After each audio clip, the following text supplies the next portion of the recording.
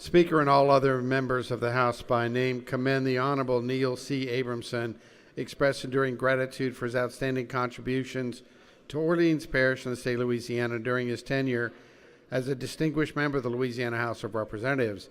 Neil Abramson is a notable public servant, having served with excellence as a state representative since taking office in 2008, during which time he has fully used every opportunity to serve the citizens of District 98 and the state in an honorable and dedicated manner.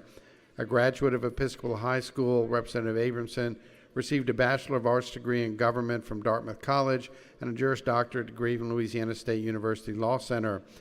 Representative Abramson's committee service has included being the chairman of Committee on Ways and Means, Committee on Civil Law, vice chairman of Committee on Judiciary, served as a member of the Committee on Health and Welfare, Joint Legislative Committee on the Budget, Joint Legislative Committee on Capital Outlay, State Bond Commission, Select Committee on Hurricane Recovery. During his time in the House, Representative Abramson has authored and supported many important pieces of legislation. He will forever have a special place in the chronicles of the history of Louisiana, for he is one of Louisiana's most outstanding public servants. As he prepares to embark on the next exciting and productive chapter of his life, Representative Abramson merits a sincere measure of commendation for his singular contributions and the exemplary strides he has taken as an exceptional member of the Louisiana House of Representatives. Therefore, be resolved, the House of Representatives does hereby commend the Honorable Neil C. Abramson, extends honor and recognition to him for his outstanding accomplishments during his tenure as a member of the Louisiana House of Representatives.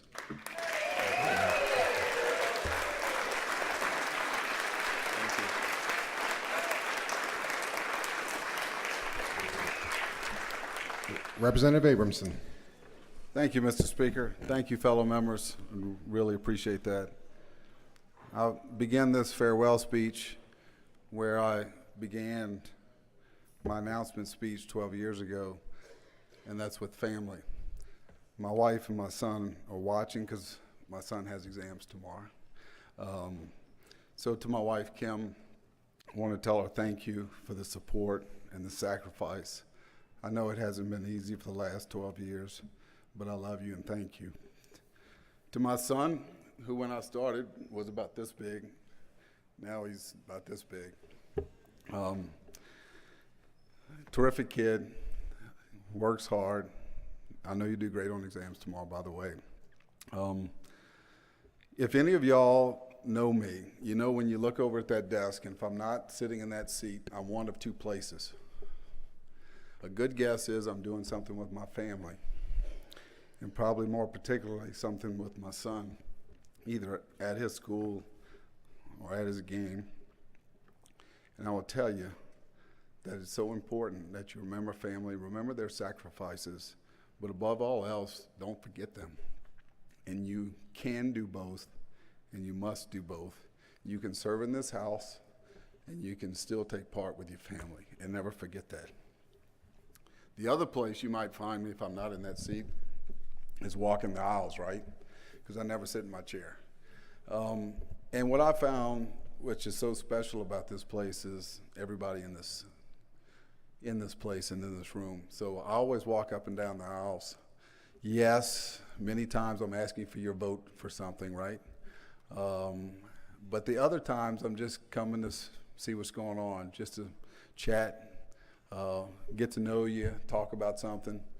And I will also admit sometimes there's a little devilish thing I'm doing, which is somebody thinks I'm working for a bill or against a bill, and I'm just coming to chat, but I'm like, hey, just chat with me because so-and-so thinks I'm working against their bill, but I'm really just walking the floor and chatting. Nobody really knows what's going on. So you have to have a sense of humor in here too, and you have to have fun. And it's really terrific to walk around and get to know everybody, because that's what it's about. And I've met so many and got to know so many people over the last 12 years. People are kind of scattered out now, but those groups of friends who I've known for 12 years and started with, very special. And obviously that group who came in 4 years later, who I've served with for 8 years, and then a number of you new freshmen who have been here for 4 years. A lot of great relationships, and if I started calling everybody out, we'd be here forever. I was very lucky and special that when I got here, Speaker Tucker appointed me as Vice Chair of Judiciary my first year. And and I appreciate that. And then Speaker Cleckley appointed me my second term as chairman of civil law. And there's a number of members who are still in this body who I serve with on civil law, and that was a very busy term for civil law bills with a lot going on. And I had a wonderful committee, and I want to thank those committee members, those in particular who are still here. We had a great staff, Robert Singletary, Tina V, and Michelle Fontenot, who's back there. So I do have a few thank yous I want to make sure I get in. The last 4 years being chairman of Ways and Means, I obviously owe a great deal of gratitude and thanks to my committee members who have served for the last 4 years on Ways and Means. We don't have a legislative historian, but if we did, I feel very certain that the Ways and Means Committee heard the most instruments in the last 4 years than any committee in the history of the Louisiana legislature. So I want to thank my members for that. A very special thanks to my vice chair. I could go on and on about him, but I'll just say thank you. Staff with the Ways and Means Committee, Allison Pryor, who's been there from day one, Elise Reed, who was with us, Ashley Albritton, who handles the capital outlay, Tina V, of course, Catherine Zarang, who joined us, and the secretaries, Linda Hopkins and Trinicia Bryant. And of course, the glue that makes everything work is Patrick Goldsmith. Patrick, thank you. I want to thank my legislative aides over the course of the years, Claire Stockton, who started with me, and Jade Bolton, who's with me now. Been fantastic, and I appreciate all their help. Cindy, thank you so much. Can't tell you the number of times I've come and spoke with you over the last 12 years, and you've been wonderful. Stephanie, of course, and Brenda in the Speaker's office. Smoke, who's I call all the time because I need a ride someplace because my car's in the shop, or I get locked out of my Pentagon apartment too. We're just playing basketball or whatever the occasion is. He's fantastic, and I want to thank you and your staff. Butch, we all thank Butch, but I will tell you that if I had to give Butch a nickel for every time that I spoke to him over the last 12 years, first of all, I would be broke. I couldn't afford it. And he would be the richest person in the state of Louisiana. Vice Chair, present company excluded because I said in Louisiana.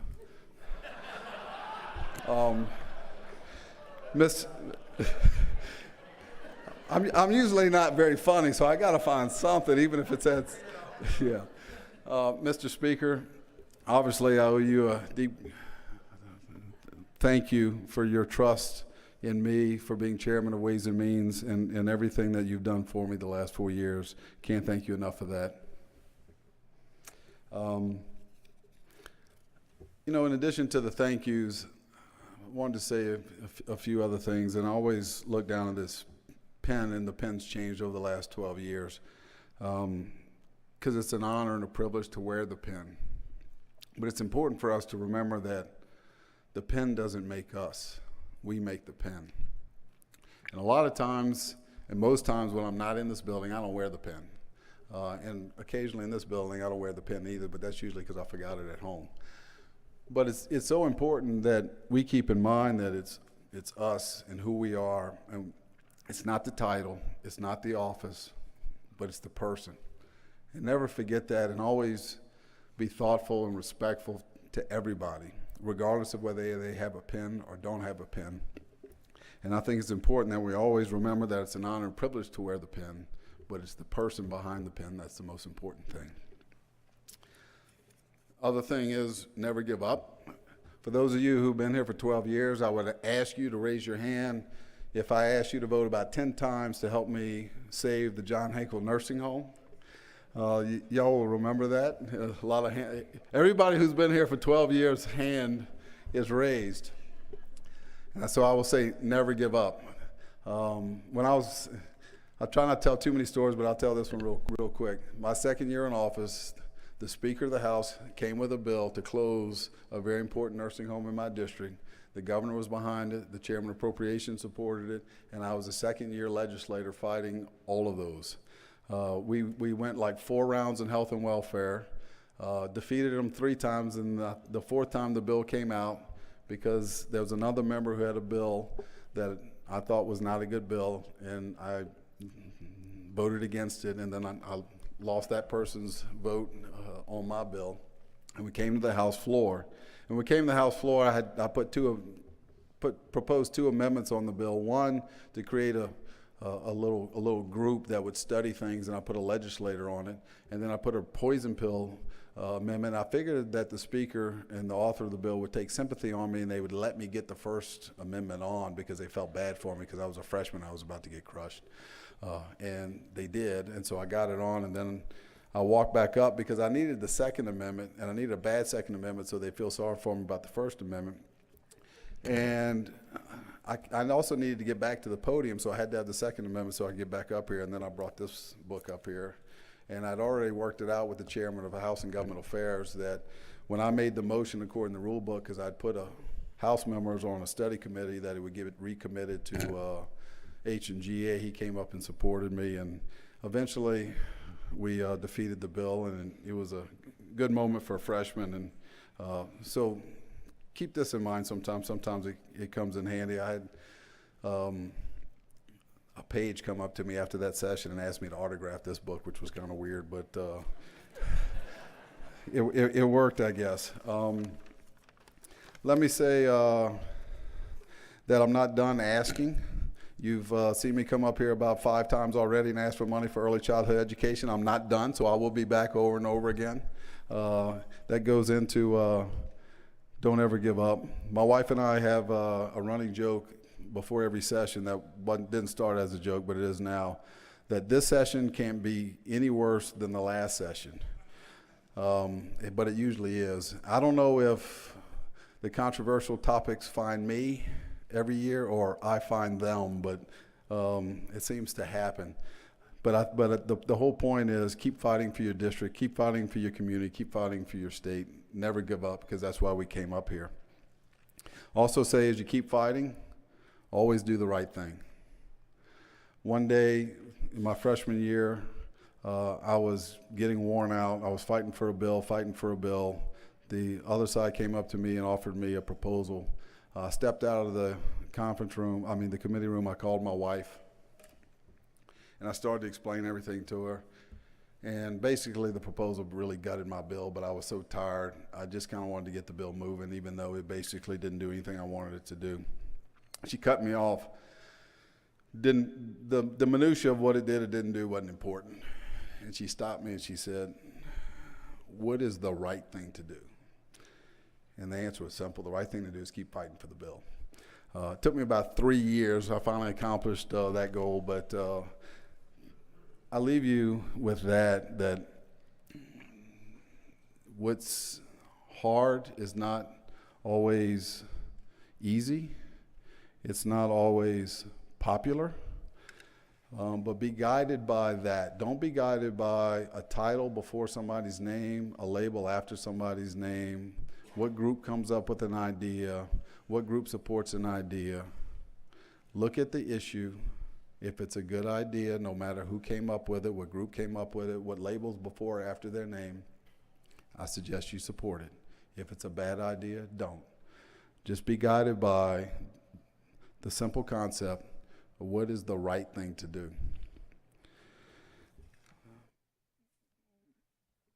I frequently get asked all the time, is being a state representative fun? I quickly say that is not the word I would use. The word I use always in responding is it's rewarding. When you come up here and you fight hard for your district, for the state, for the community, and you get something done that you don't think would otherwise get done, even no matter how hard it is or how long it takes, it makes it rewarding.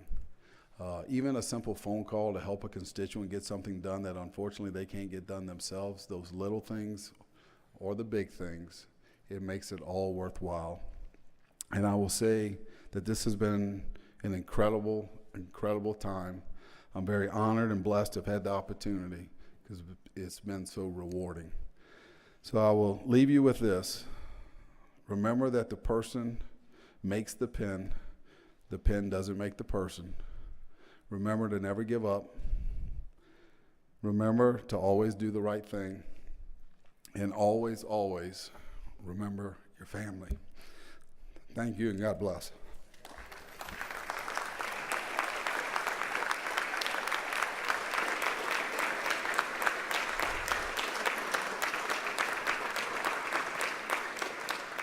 Thank you, Representative Abramson.